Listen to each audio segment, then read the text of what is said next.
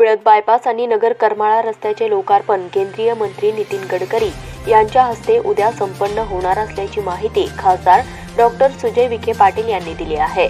यामध्ये नगर बायपास या 41 किलोमीटर लांबीच्या रस्त्यासाठी 961 कोटी रुपये, टप्पा क्रमांक 1 मधील अहमदनगर ते घोगरगाव या 38 किलोमीटरच्या रस्त्यासाठी 980 कोटी रुपये, तर टप्पा क्रमांक 2 मधील घोगरगाव ते जिल्हा हद्द या 41 किलोमीटरच्या रस्त्यासाठी 1032 कोटी रुपयांच्या निधीतून सदरील कामे पूर्ण झाली आहेत।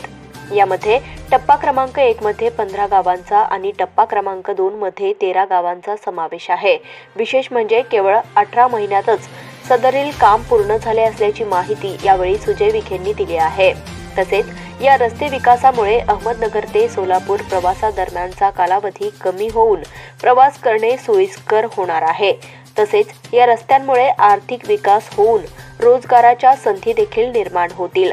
यासोबतच शहरातील वाहतूक कोंडी मोठ्या प्रमाणात कमी होईल आणि अहमदनगर जिल्ह्यातील शेतमालाची वाहतूक अधिक सुखकर होईल, असे मत खासदार विखेंनी व्यक्त केले आहे।